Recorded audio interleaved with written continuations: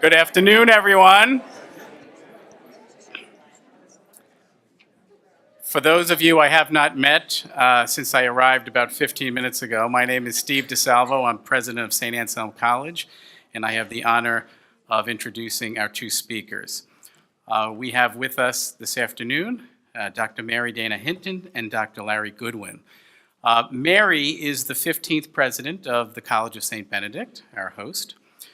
She earned a PhD in religion and religious education with high honors from an outstanding Jesuit institution in New York, where I have 3 degrees. She also holds a master's in clinical child psychology from the University of Kansas in Lawrence and a Bachelor of Arts degree in psychology from Williams College. She has extensive experience in Catholic higher education with nonprofits, K through 12 education management, and school development, as well as philanthropy.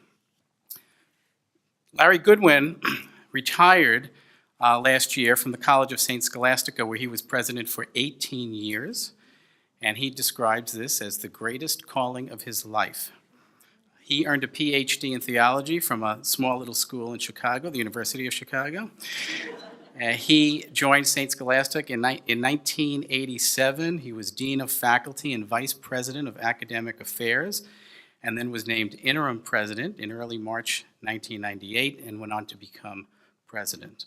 I can tell you, having worked with Larry for a number of years, that he is very passionate about the Benedictine charism and has done wonderful things for this association over the years, including chairing the ABCU board. But beyond all that, he is an outstanding human being, and I am honored to know him as a friend.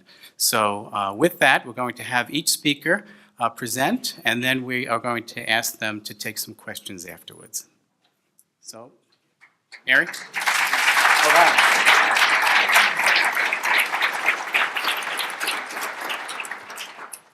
Thank you, Steve. Mary, thank you for hosting this. And Mike, wherever you are, thank you. It's wonderful to see you.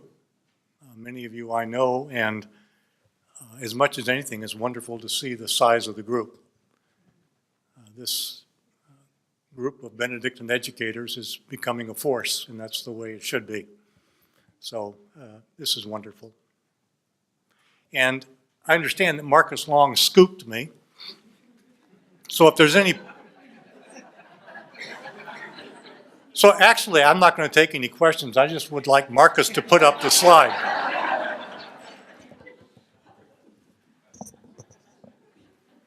So the question I want to think with you about is what difference it makes, if any, that education at our school takes place in a Benedictine context.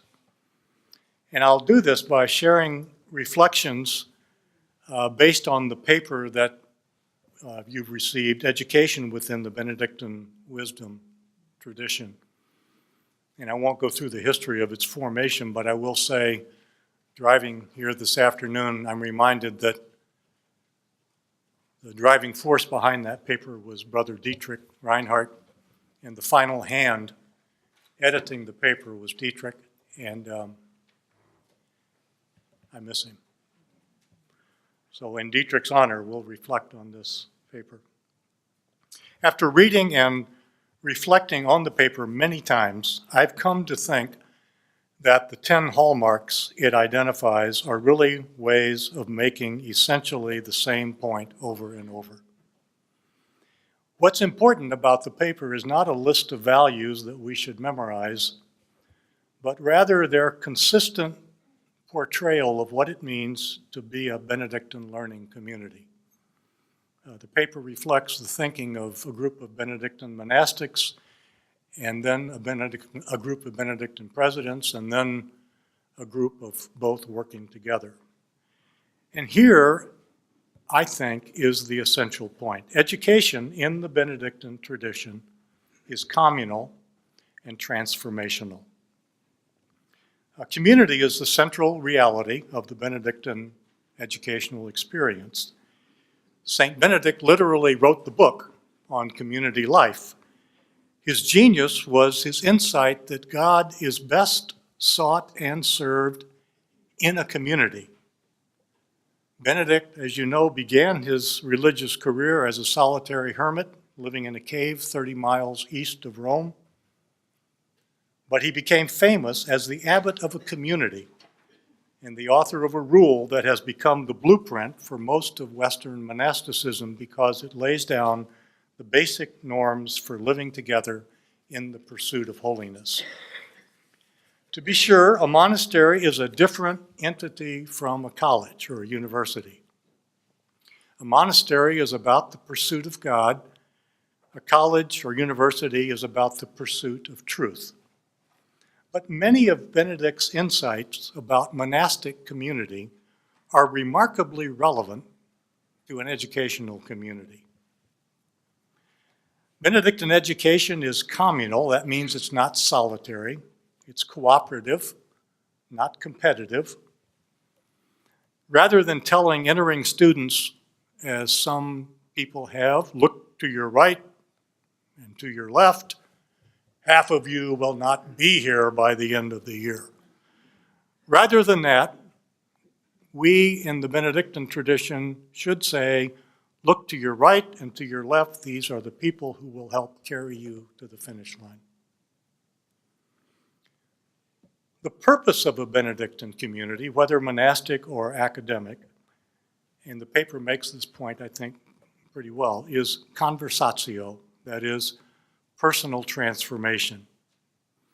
Benedictine education is thus a descendant of the wisdom tradition.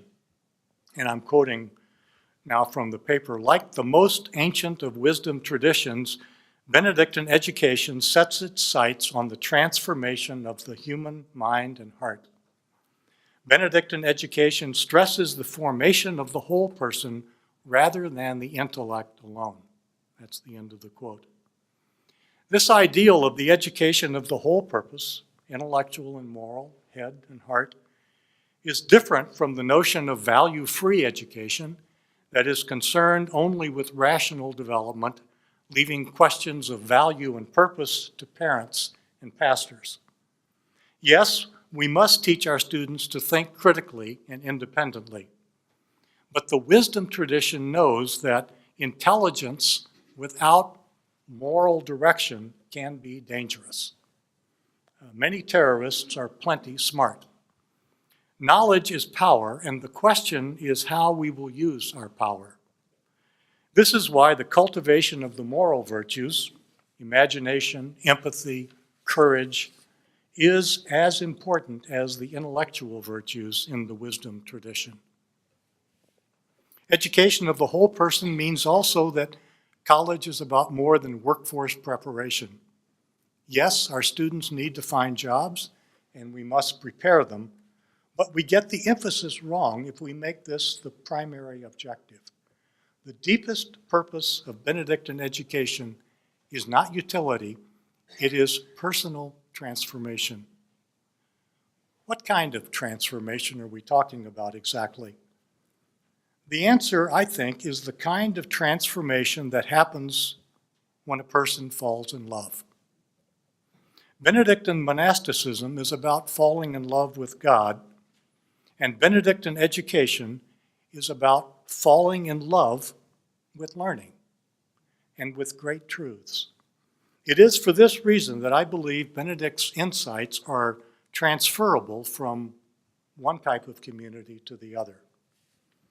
Love here is not a sentimental concept. It doesn't mean feeling good. It means rather being drawn out of ourselves in the name of something larger.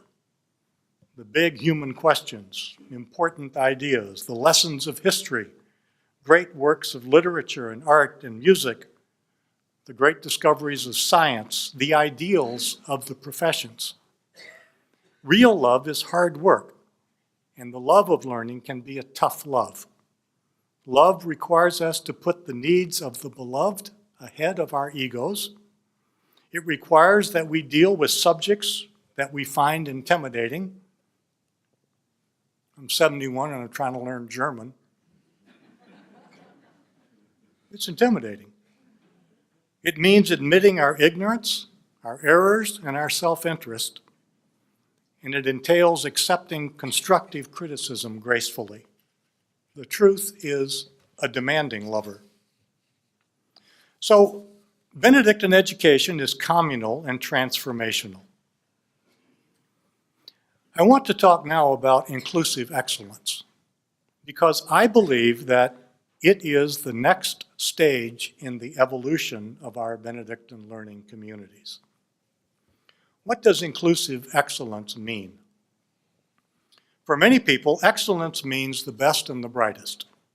And so, by definition, it is an exclusionary term. And indeed, one sure way to raise your school standing in U.S. News rankings is to turn away more and more students. You're not good enough for us. Inclusive excellence turns that definition upside down. I very much like the way Arizona State University puts it. We define excellence not by whom we exclude, but by whom we include and how well they succeed. Inclusive excellence does not mean that everybody deserves an A. Rather, it means that college success rates should reflect differences in ability or effort, not differences in income, race, or ethnicity. Inclusive excellence does not refer to equality of outcomes, but to equality of access and opportunity for all students. That's the ideal. The reality is that, as one report puts it, despite years of increasing diversity in overall post-secondary enrollment, educational opportunity in the United States and the economic and social benefits it affords remains markedly stratified along racial, ethnic, and socioeconomic lines. For example, an average student from the upper income quartile has a far greater chance of college success than an exceptional student from the lowest quartile. Inclusive excellence is not just about closing the achievement gap or atoning for sins of racism. Inclusive excellence also realizes that better results are achieved when diverse voices are included in discussions and decisions. Our world is irreversibly interconnected through commerce, the internet, and common challenges. The biggest problems we face, recession, climate, disease, terrorism, cannot be solved in isolation by any one country, no matter how strong it is. They can be solved only through cooperation and inclusion.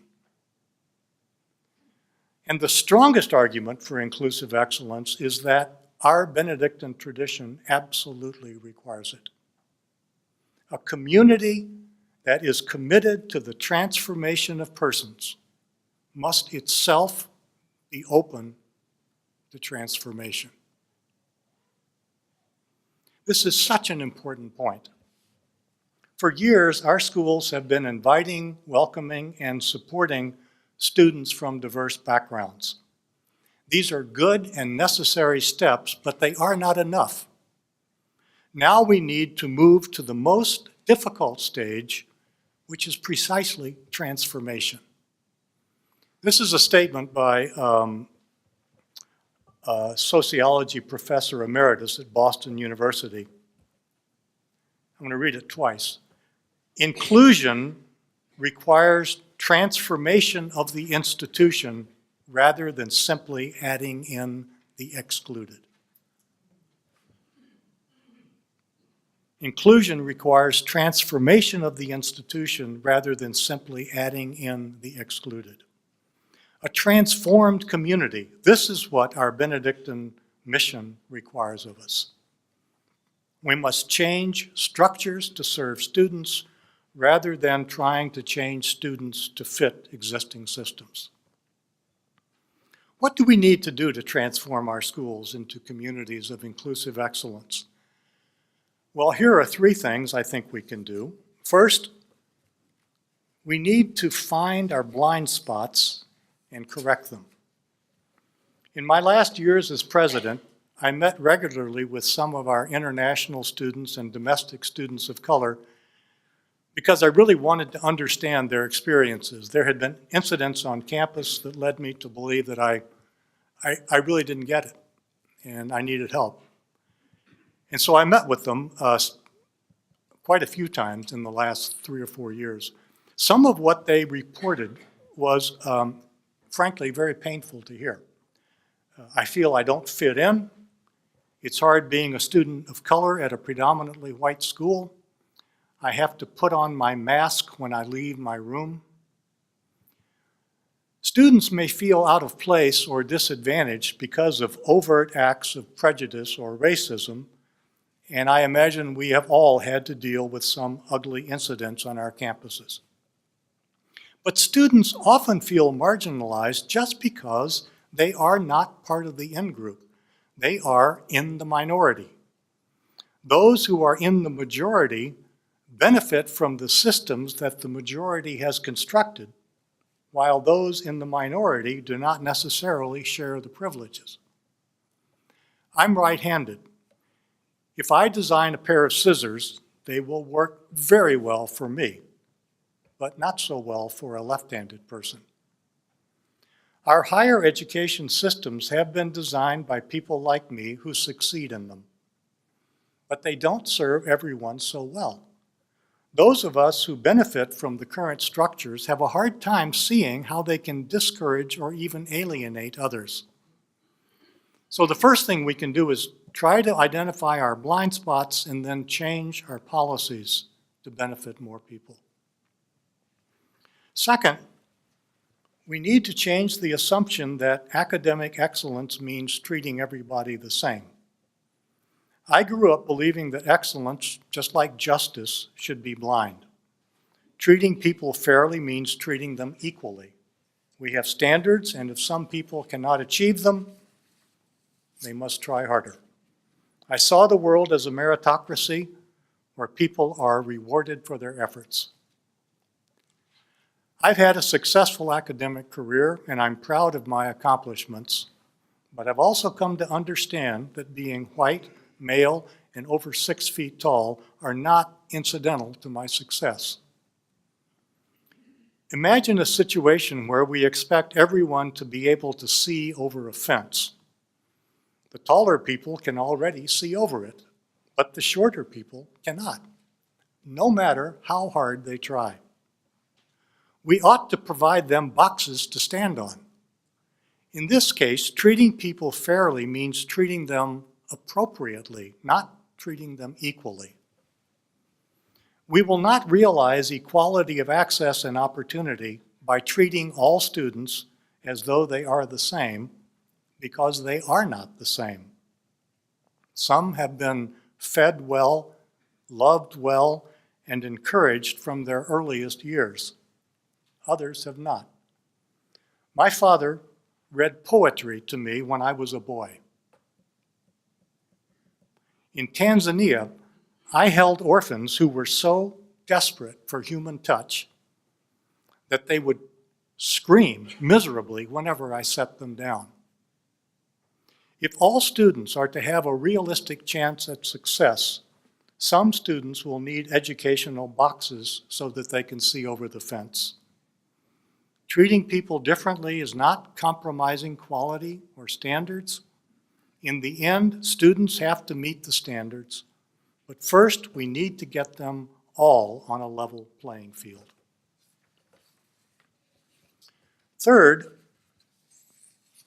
we need to change our expectations. A black student earns a B in a course and is asked if that is his best grade this semester. In fact, it is his worst. What did we expect of him? We label some students disadvantaged or at risk. What fears do these labels reinforce for students? What expectations do they set? What level of confidence do they show? We need really to believe in our students more, perhaps, than they believe in themselves. The University of Texas conducted an important experiment. The school identified the students in its entering class who fit the profile of least likely to succeed in college. Like many schools, Texas created a special program for these students. But unlike other schools, the university radically changed its messaging to the students. The students least likely to succeed were not told that they were being placed in a remedial program. Rather, they were being invited to join the University Leadership Network.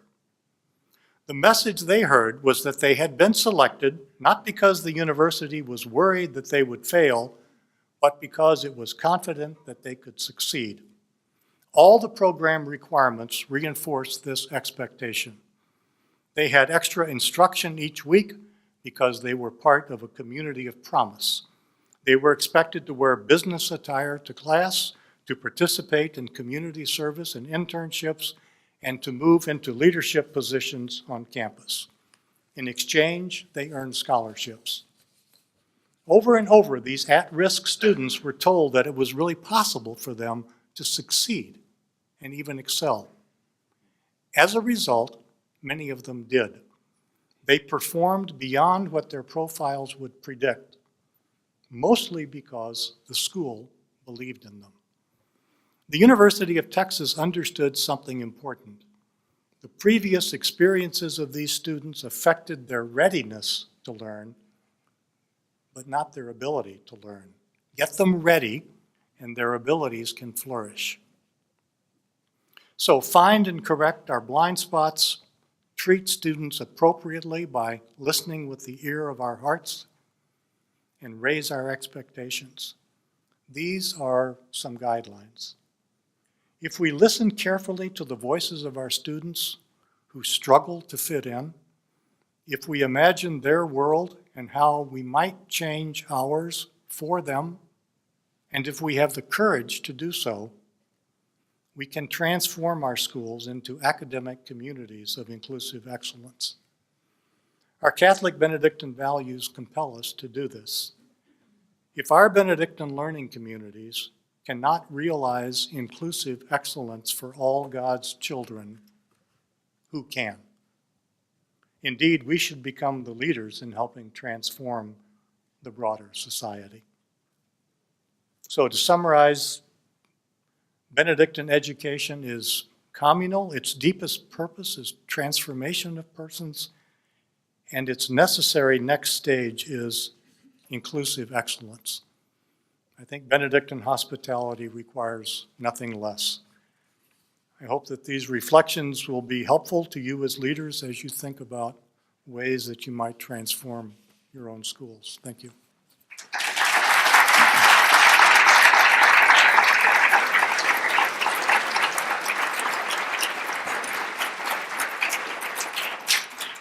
Well, it's really a pleasure to be with each of you this afternoon and to officially welcome you to the College of St. Benedict. I hope you'll have an opportunity to explore our campus, and we are just really, really grateful to be with you and to be present at this meeting. Before I begin, though, I do want to echo something that Steve DeSalvo said, and that is about what a spectacular colleague and friend Larry Goodwin is, and he's been a wonderful friend and mentor, and it's really an honor for me to be able to present alongside Larry today. So Larry talked at length about the Benedictine hallmarks and what a difference it makes in how we educate, and I want to go in a slightly different direction. I want to think through how do we live out the communal, transformational, and inclusive demands of our Benedictine hallmarks and values. And particularly, how do we live that out in the face of rapid and complex change on our campuses? So Larry situated his remarks in the Benedictine hallmarks, and I'm going to actually situate mine in the Catholic intellectual tradition, just as a little bit of context there.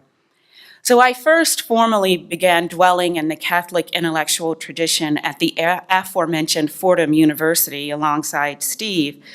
And I can still recall My first real encounter, it was a transformative moment for me.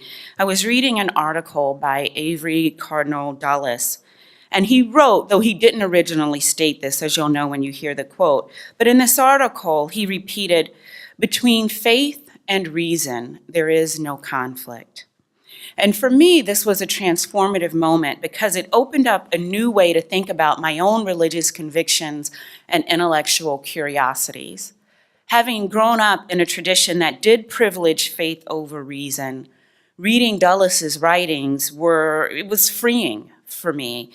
And while I would later learn that Dulles was merely reciting a long-held debate in Catholicism, and as you know, the tension between faith and reason can be traced back as far as the 4th century to Augustine, this was a pivotal moment for me in my development.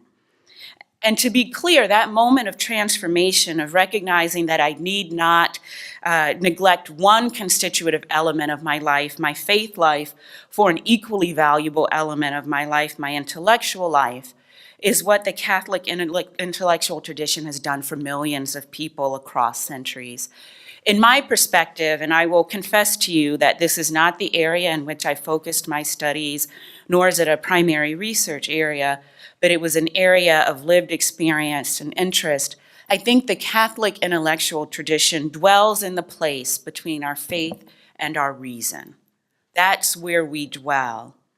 And lots of reading of Monica Hellwig's and others' work continues to inspire, and I share this frame with you because the Catholic intellectual tradition advocates for both our faith life and our intellectual lives in a synergy that illuminates our philosophical, theological, and intellectual convictions. And by exploring and reconciling these spheres, the primary work of the tradition is to bring humanity closer to God. That's the work of the tradition. So I want you to hold in your mind for a second, picture a big circle, and picture Catholic intellectual tradition written around that circle. And then I'm going to put some other circles in there. So picture Catholic intellectual tradition. Maybe if you really like to think in graphs, you can have an arrow leading out of the big circle that says bringing humanity closer to God. So what enlivens that intellectual tradition on any of our campuses is how our sponsoring orders encounter faith and reason and how it's revealed through their charisms. And what I mean by that is that the charisms of an order help a campus understand how we encounter this overlapping space, how we interpret and grow from the tension between those areas. So for example, at the College of St. Benedict, how we navigate and mediate our faith lives and our intellectual lives is shaped and informed by the rule of Benedict, which we all share in common in this room, but also how our founding community, the Sisters of the Order of St. Benedict, have engaged these issues historically. The rule and the sisters then help us frame the ambitions that we have for our students. They frame the questions that we ask of our students, and they frame the expectations that we have of our community as a whole. On our campus, our engagement of the intellectual tradition is fashioned by the rule and the Sisters of the Order of St. Benedict. And each campus will approach the tradition according to its own founding commitments. That's why our campuses look and feel and vibrate different, yet all compelling energy. It's our founding orders that help us really live out the tradition. So put another circle inside and label that one whatever your founding order is. So I would label that OSB in mind with a particular slant towards St. Joseph and the sisters here. So within the Catholic intellectual tradition, we're going to place our community campus charisms. I think this is what prompts us to think about the importance and the value of inclusion on our campuses. Generally, it's not been my experience that the tradition is one of exclusivity or one to merely transmit doctrine on our college campuses. To the contrary, we know that the big goal, the big circle we're all working within, is to bring humanity closer to God. That's what we share. How we manifest that on our campuses varies. We rely on the rich tradition of intellectual exploration and revelations over time to inform this journey. And what this journey demands is not a unique, specific, exclusive commitment or sacrifice. What the journey demands is an open heart and an open mind. For Benedictines, I think we would all agree it demands that we listen. And so when we commit to this big tradition and to our Benedictine values, we commit to bringing our students and ourselves closer to God. So when Larry and I talked about this discussion today, we agreed about the importance of extending the conversation further. We think we have a unique obligation in Benedictine institutions to ensure that we are inclusive in the work that we do. And this means expanding the dialogue beyond those who agree with us, beyond those who believe as we believe, beyond those who look as we look, or who have experienced what we've experienced. To truly be inclusive, we need to hear voices other than our own, voices with which we may disagree, and yet voices with which we may make peace and ultimately find justice. So to that end, like Larry, I have 3 key points I'd like to share before we engage in conversation. And those are, 1, I want to make a case as to why we need to expand the dialogue. Then I want to speak about what I perceive as the unique role of education on our Benedictine campuses if we are committed to developing and equipping all voices in order to produce an inclusive, educated citizenry. And finally, I'll reflect on what we can concretely do on our Benedictine campuses to facilitate that dialogue. So let me begin by speaking about the imperative to expand the dialogue to hear other voices. And the quote that I often like to use when I frame how I think about this is often attributed to Desmond Tutu, though there are others who say they said it. But the quote is, if you want to make peace, you don't talk to your friends, you talk to your enemies. Well, sadly, today, we mostly just talk to ourselves. Last night, Abbot Elias spoke about the fact that globalization has led to polarization, and he asked, how do we reconcile this fact with the fact that our call is to listen, and yet no one listens to anyone anymore? I wholeheartedly agree with that. And I would just add that in addition to globalization increasing polarization, technology is also a major issue in putting up barriers and walls between us. Because one thing that we know for certain on our campuses is that despite the wonderful things technology brings us, and it has exponentially increased the ways with which we can engage people, most of us remain in our very own echo chambers. We tune into news or radio stations to which we are predisposed to agree. We see updates only from people and outlets that we have already liked on social media. And we are able to narrow in our world so that we only hear from ourselves and our perspectives. Not only do we not seek our blind spots, we assume we don't have blind spots. I will give one example, and this is just one way of measuring how much we extend ourselves today. In 2013, Reuters did a poll, and they found that about 40% of white Americans and about 25% of non-white Americans are surrounded exclusively by friends of their own race. I've seen numbers as high as 75% about racially exclusive friendships and relationships. So we make our world very small, even though our Benedictine values, our Catholic intellectual tradition, are all to move humanity towards God. Not a certain group of humanity, but humanity closer to God. But today it is entirely possible to isolate ourselves to the extent that we believe everyone does, and even if they don't, they should think like us. We talk about the other side, however you define other side, as our opposite, and yet we don't exert the time or the energy to hear or learn from their perspective. They, whomever we define as they, do the same. This critical divide, this isolation, this polarization is a significant barrier to the inclusion that Larry speaks of, to the inclusion that's demanded by us as Benedictines.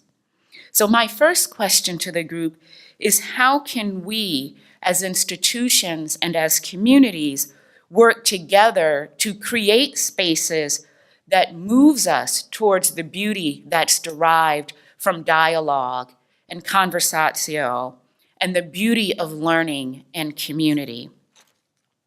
You see, I think we are at a critical juncture in higher education in general and in Benedictine colleges and universities in particular. And I say in particular because of the unique demand we have to listen and the unique demand to call us and to be a community. Who is in and out of our community today? And importantly, who gets to decide who is in the community and who is out of the community? And what is the community working towards if we cannot listen to one another long enough to agree on how we even understand the common good? I think we are at a point where we have to seriously ask ourselves whether our Benedictine mission is to perpetuate some of the social norms that we see playing out, or to challenge ourselves and our institutions to create a different reality on our campuses, for our students, and I think quite importantly for ourselves. On your campus, think about how are you helping to transform the world towards the community that we value and treasure. For 1,500 years, Benedictines have recognized the power, the transformative power of community. I think of community as both a noun and a verb. Yeah, it's what we are, but I think at our institutions, at our best, it's what we do. It's praxis, community as praxis. So at a time when national turmoil and strife creates dichotomies throughout many facets of our communities, we have a unique obligation to wrestle with how we illustrate community on our campuses.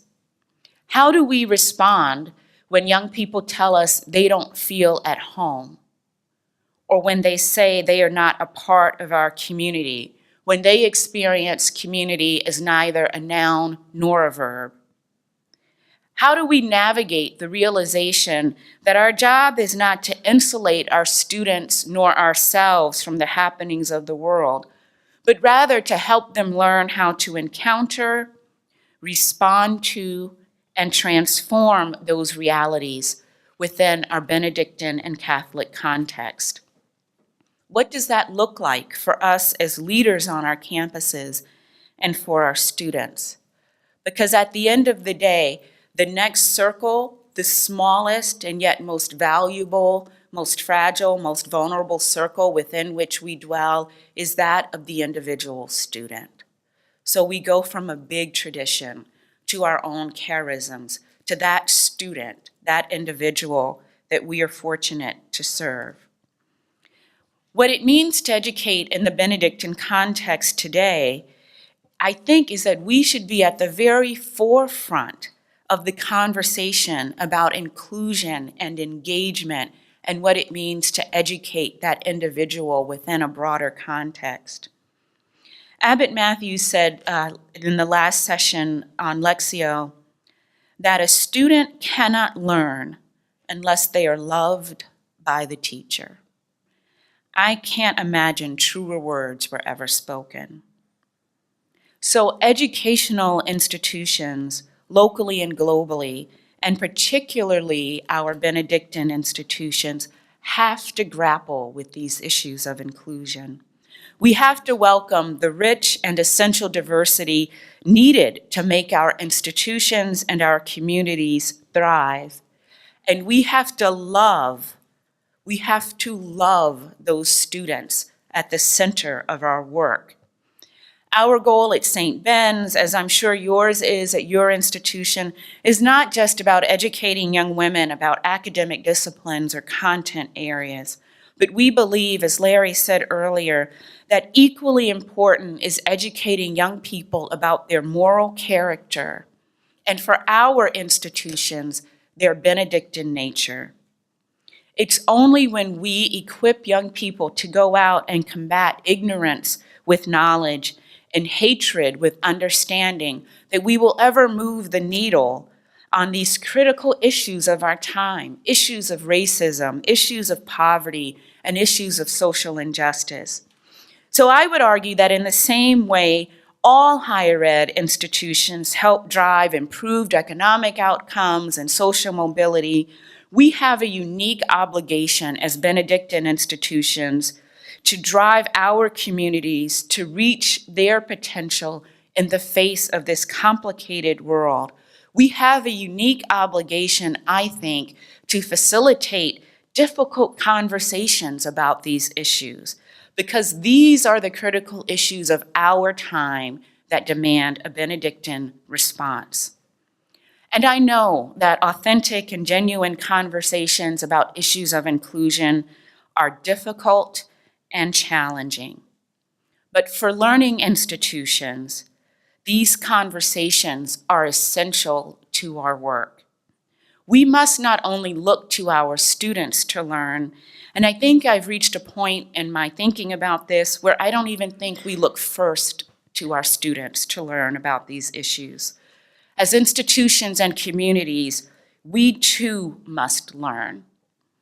How can our understandings be fashioned and shaped so that we are truly reflecting our Benedictine values, which when you look at them, you can't deny their demand for inclusion? How can we be respectful of our differences and supportive of the entirety of our communities?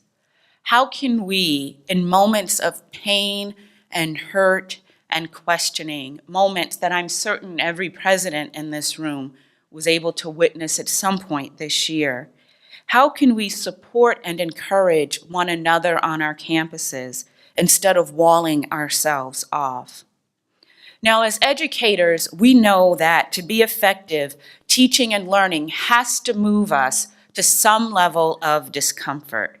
As we ask questions, as we challenge historical assumptions, as we seek to influence the future in new and innovative ways, we experience cognitive dissonance because our existing paradigms are tested.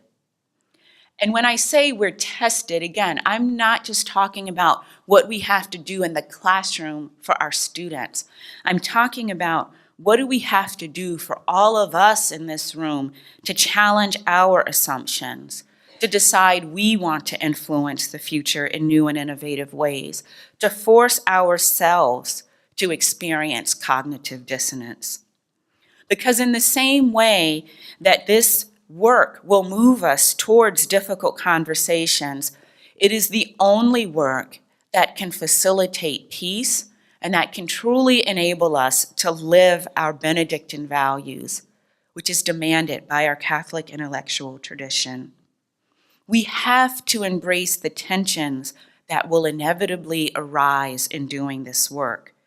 We have to explore those tensions, even when they are within our own Benedictine values, when respect for persons bumps up against hospitality or justice. How do we sit in that space and think through what that means? We have to mine these tensions for their lessons and allow them to move us to a different way of being in the world.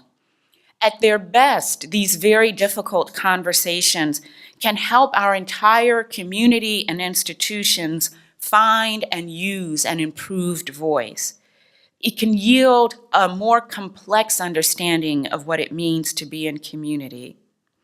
So what are we called to do? How do we create a space and a forum to bring us into this dialogue on our campuses? Well, one, we do the three things that Larry said. We look for our blind spots, we work towards equity, we think about our expectations. And we all know in this room to say we have high expectations, but in quiet moments, how do we think about what our real expectations are?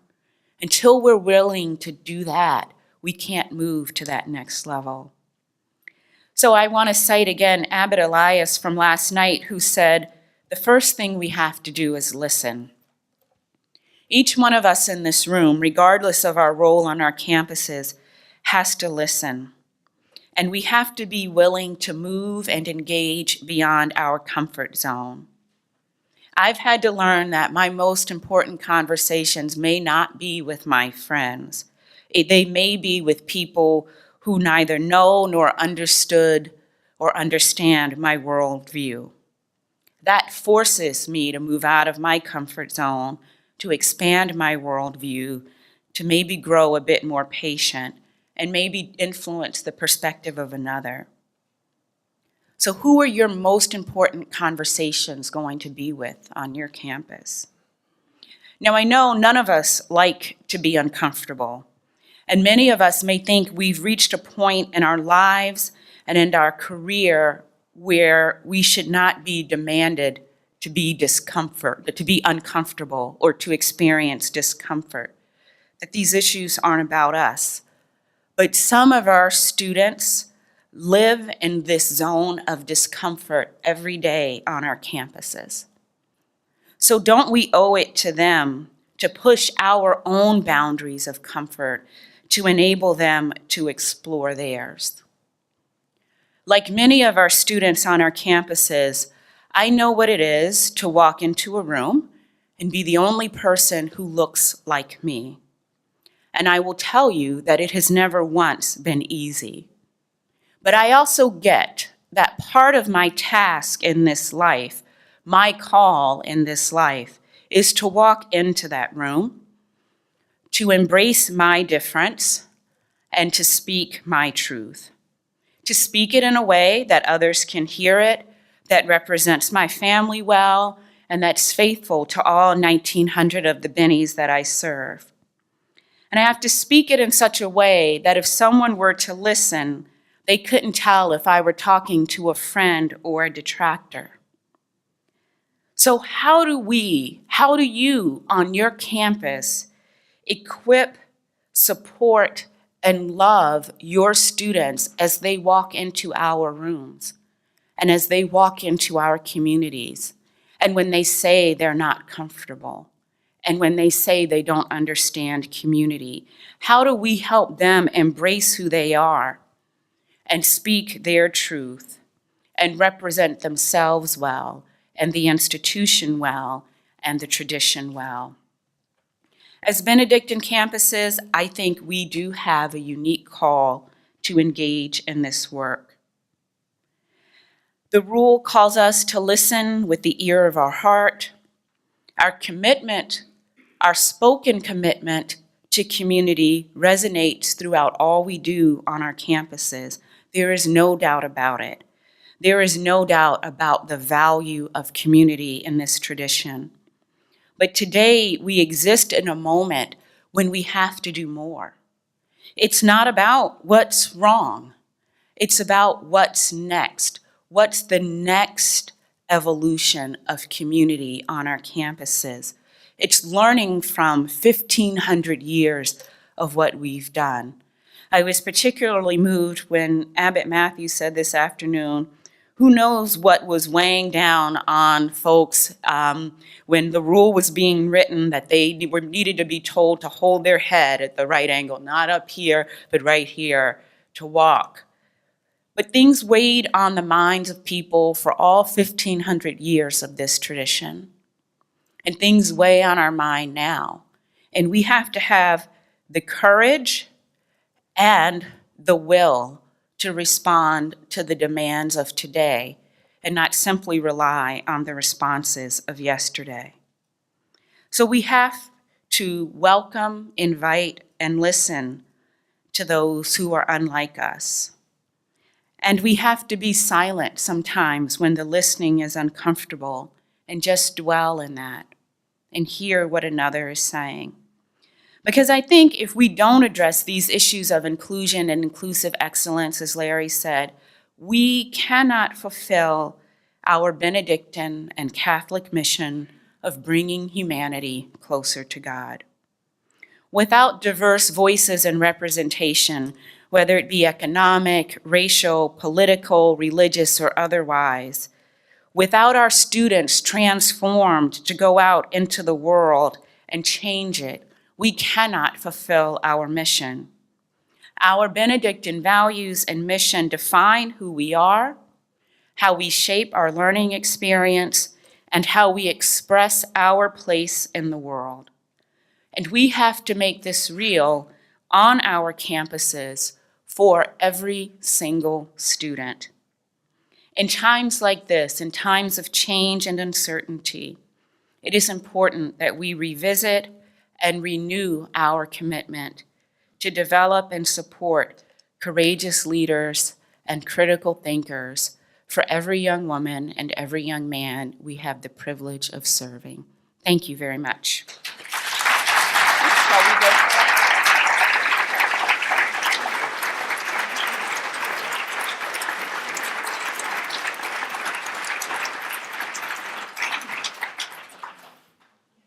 Well, having grown up vertically challenged, I'm going to look for that box so I can see over the other end of the fence. We're going to take some questions, and I'd like to start it off with a softball. Pope Francis talks about opening up the tent, and we all have students on our campus of different genders, different faiths, different sexuality. And the question is, how do you think we can balance the need for diversity and inclusiveness with the need to respect and adhere to church doctrine? That's an easy one. Good to know. I think it's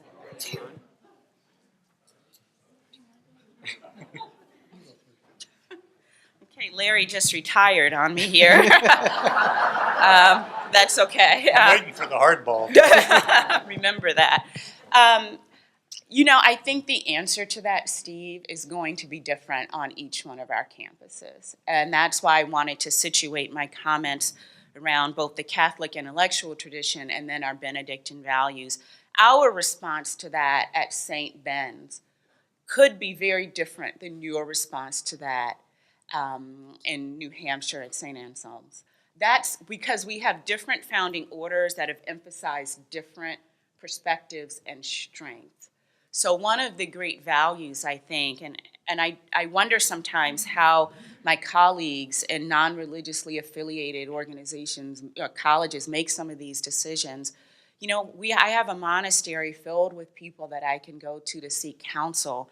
And when I've gone to the sisters to seek counsel about issues like this, or when we were looking at transgender policy, it was together. We had those conversations with one another. We were called into dialogue with one another to think through, what does our understanding of the Benedictine values call us to?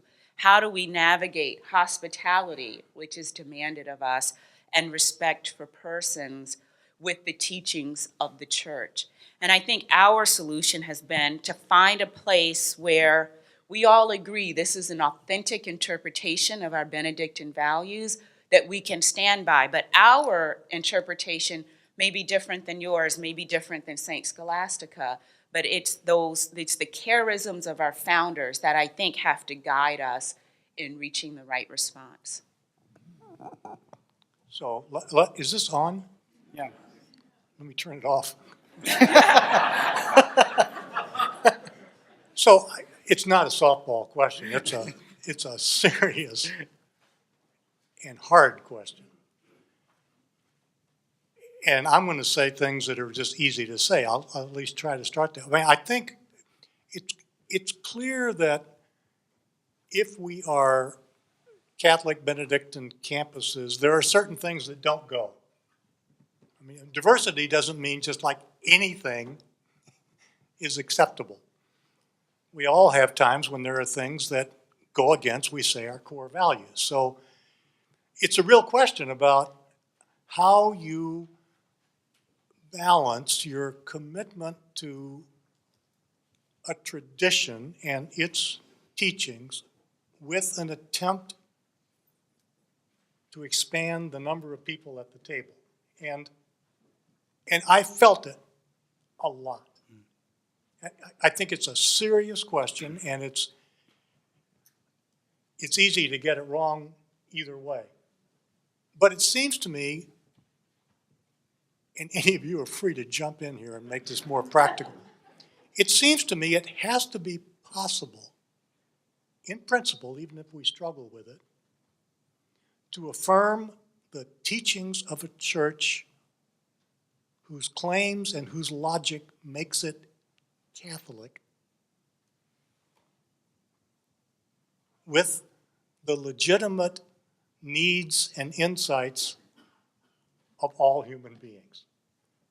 So, to me, there's nothing contradictory about saying, you know, we have teaching X, Y, Z on this moral issue or sexual issue, and we have students who don't agree with it. To me, that doesn't mean we ought to not let them on campus.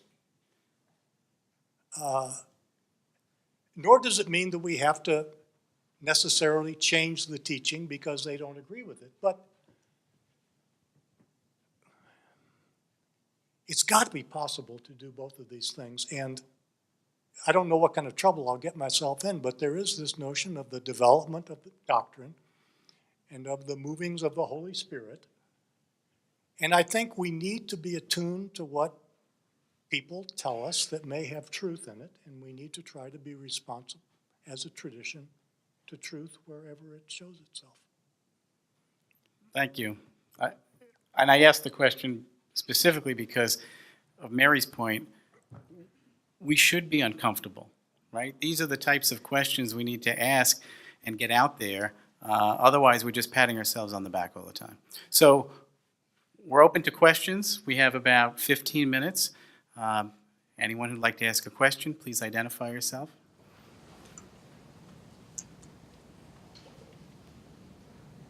Yes. I'm Cal Jose, I'm the Vice President for Admissions and Financial Aid at the College of St. Benedict and St. John's University. Both of you are very active boards of trustees.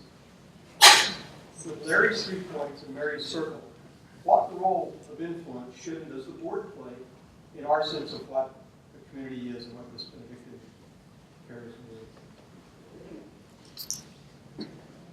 You asking a practical question or a sort of a broad question? I mean, I think on the broad level, our boards need to engage the realities of these issues. And they need, how can I put it? I needed to be educated, still do.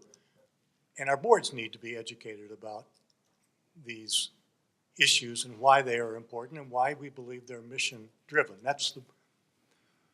On a practical level, I think it means allocation of resources and having the board feel the pressure of trying to deliver on a mission and preserve a bottom line. That is, we could, on the surface, we could become a lot more diverse very quickly if we charge 2% of our tuition.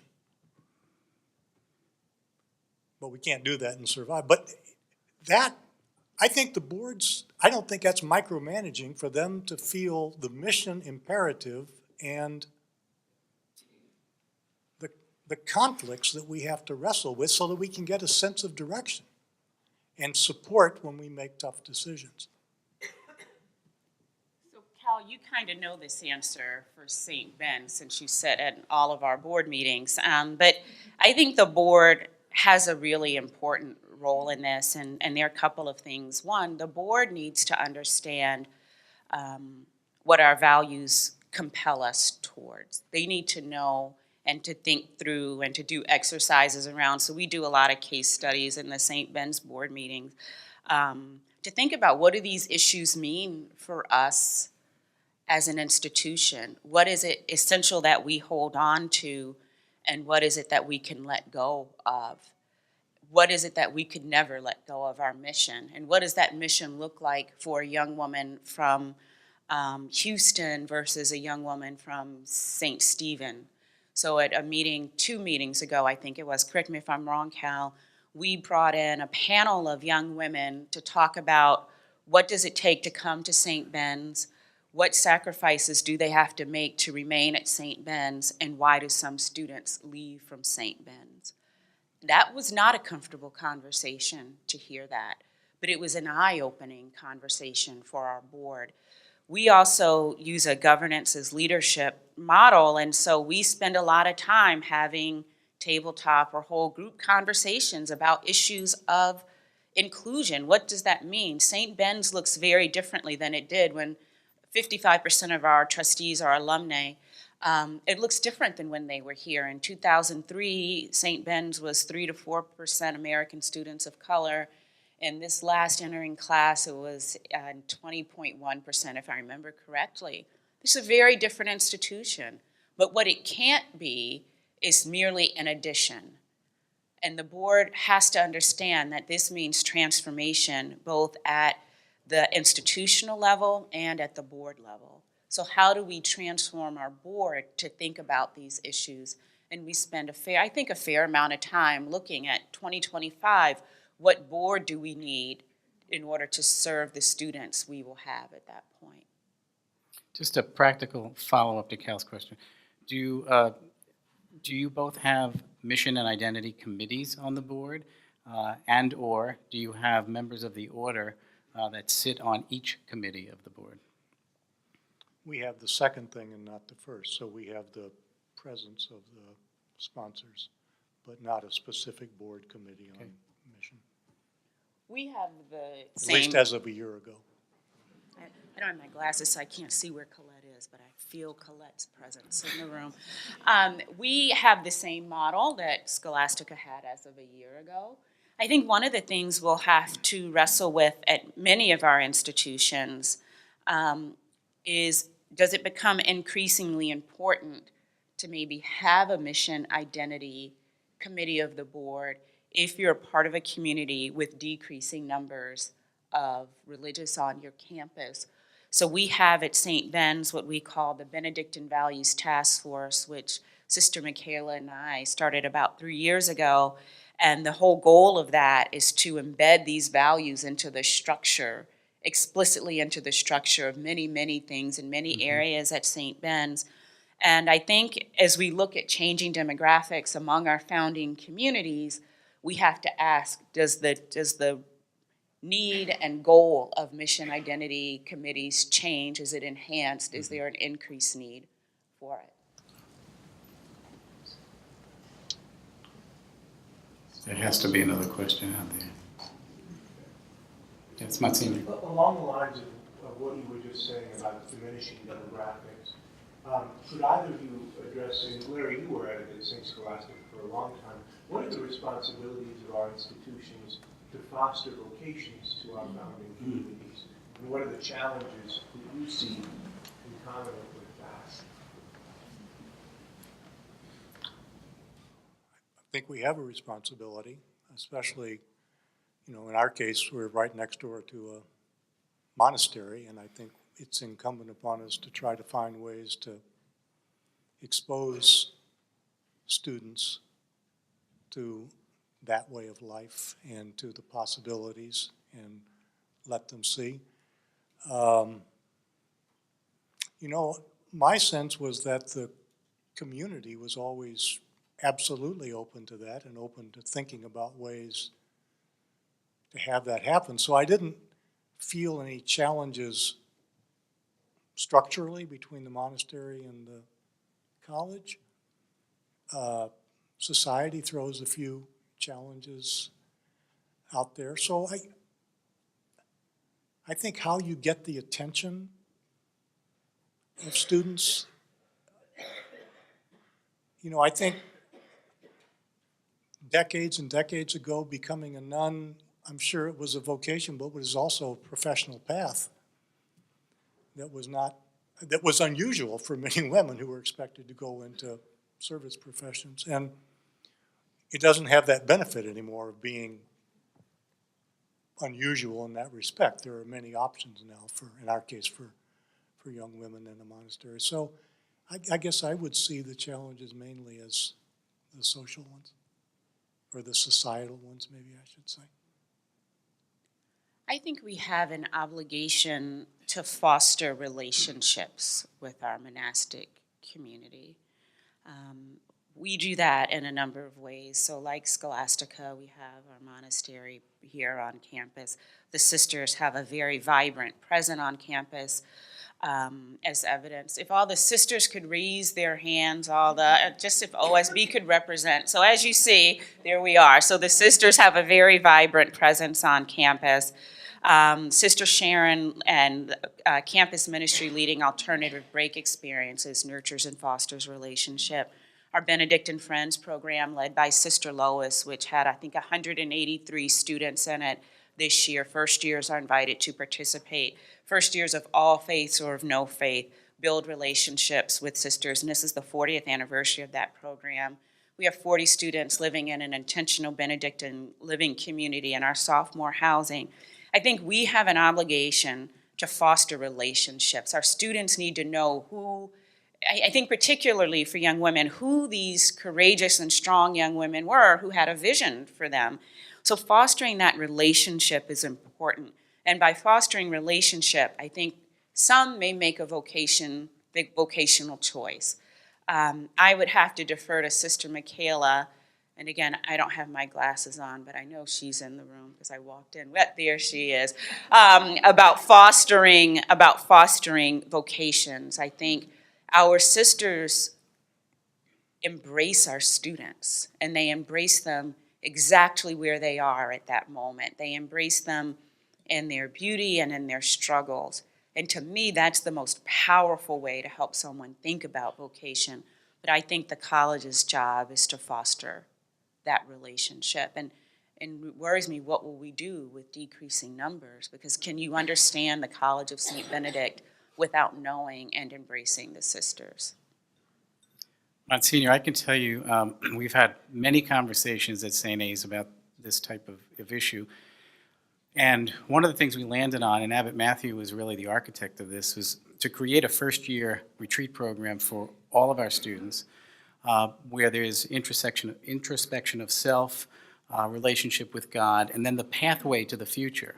And the pathway piece, you can diverge in many different ways, where it might be a calling for service, it might be a calling for more academic training, and there might be a religious calling.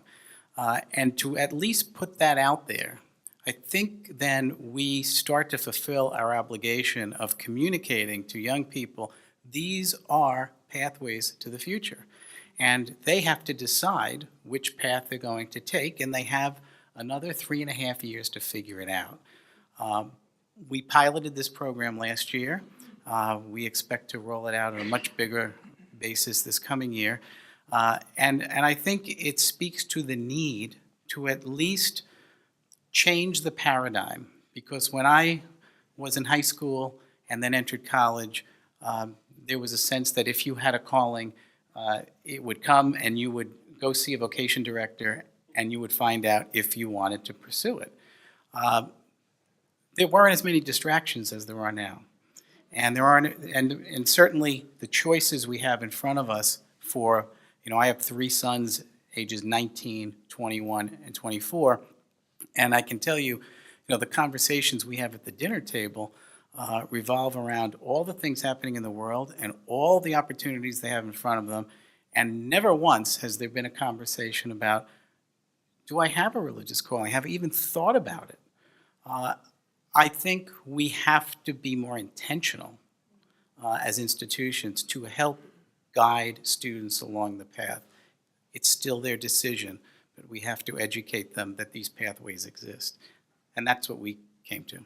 And Abbot Matthew can talk ad nauseum about this because he built the program. Oh yes, Abbott.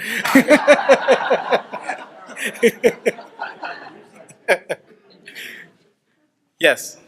Well, I'd like to begin by first drawing everyone's attention to the fact how difficult it is to be the president of the Larry Goodwin. Very big shoes to fill, and thank you for a great presentation. Good to see you, and Mary, for your help in my first year. My question really is for you, Mary.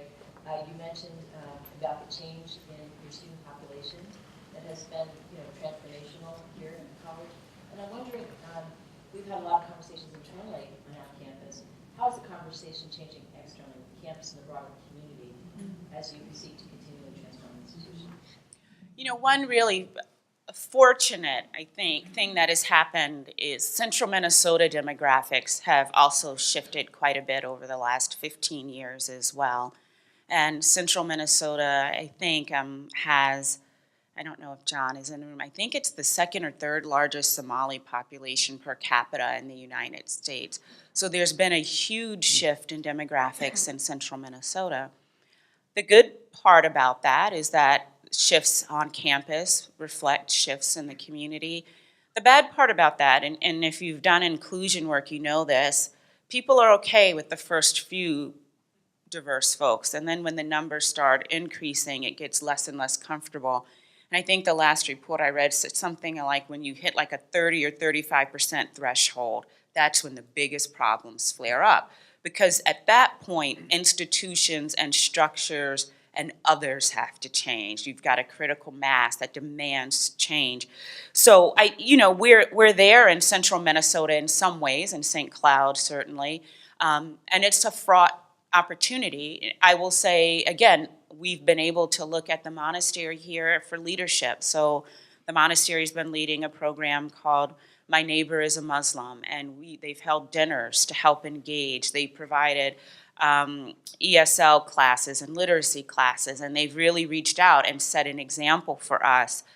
There's a lot of work to be done in the broader community, and I think that work, Colette, honestly, is more important when you're in a smaller community like St. Joseph or St. Cloud.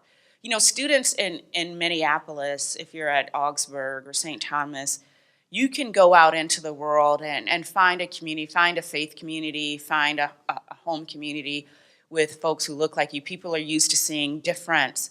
In St. Joseph, that's not always the case. So I think for us to really be inclusive, we have to reach out to and include our external community hand in hand in this work.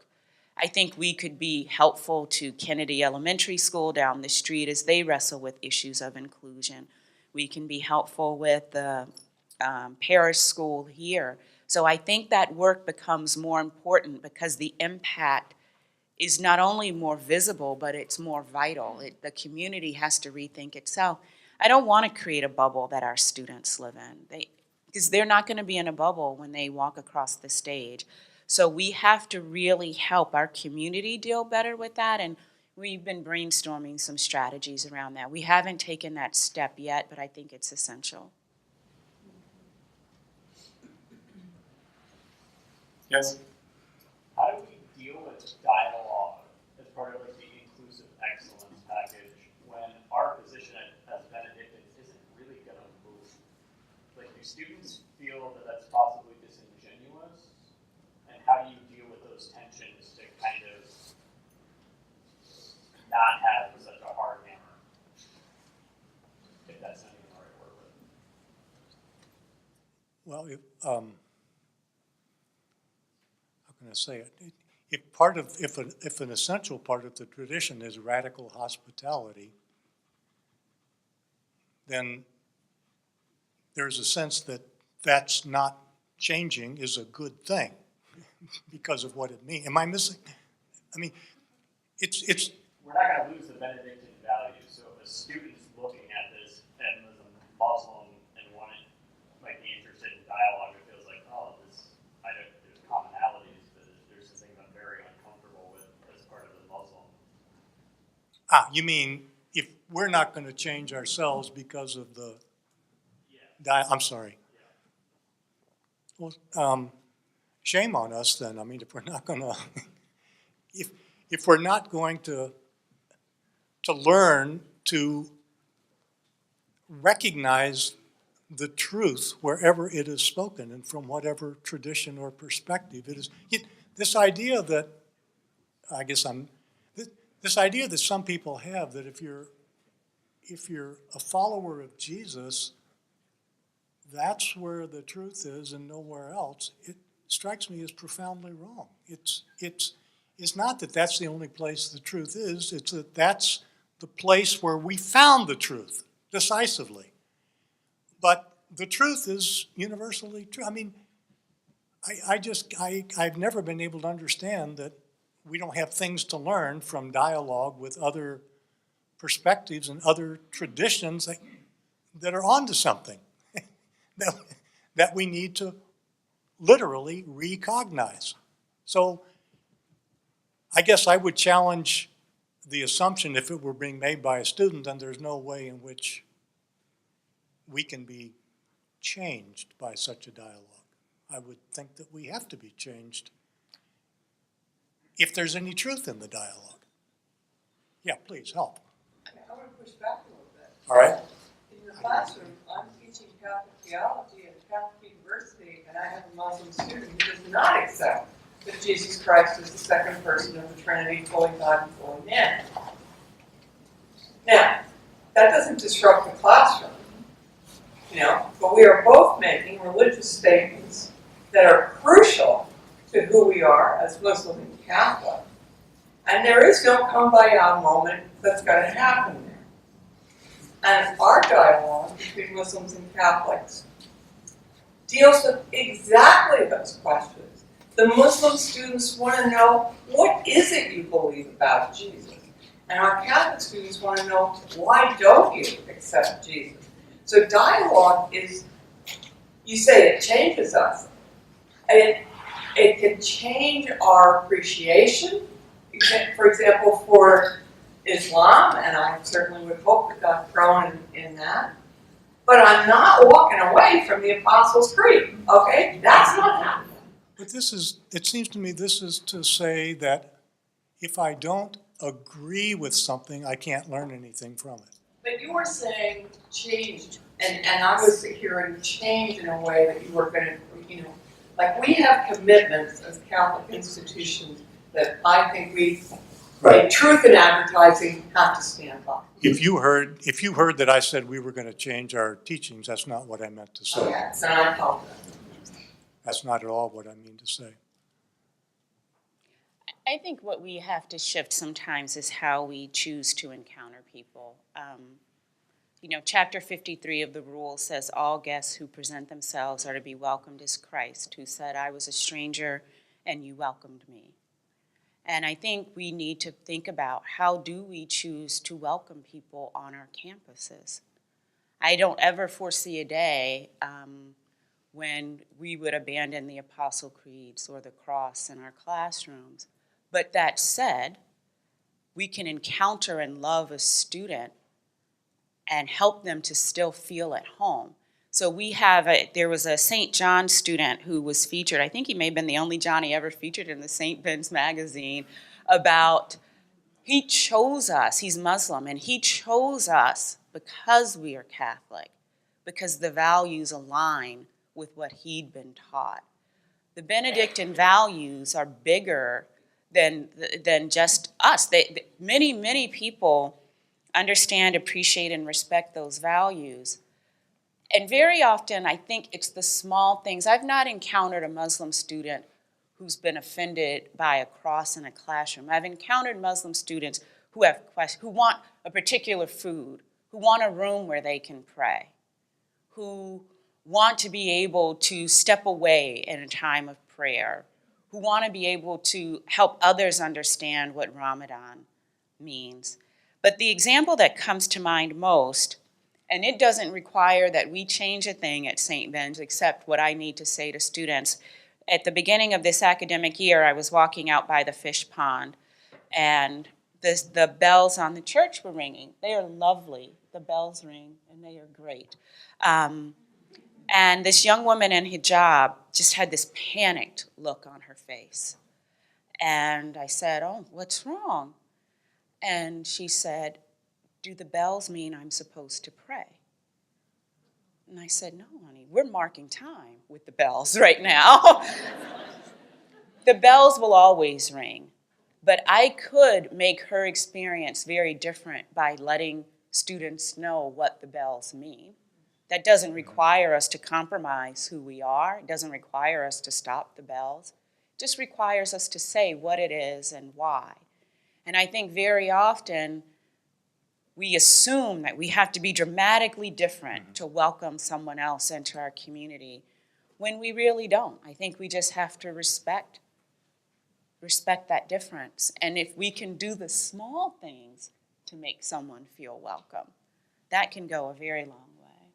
Yeah, I think if we start out, why am I going to change my doctrine because I'm seeking diversity and to engage diversity? In my way of thinking, we crash pretty quickly on that question. For me, it's rather a matter of saying our institutions are shaped by a tradition that is trying to offer what is true about reality and how we ought to live in response to it. And when we invite people from different perspectives, it's not, for me, so that we can pull our swords out and engage. It's to have a dialogue about what we think is true and how we ought to live and what we can learn from each other in that quest. And that to me is a good thing. That's what I mean. I don't think that I have to agree with somebody to have learned something from them. I can become enriched by that. Well, thank you both. According to my notes, our bell has rung. We have a hard stop here. We've just begun this dialogue. I anticipate much more conversation over dinner, which will take place in this building. So please join me in thanking our presenters one more time.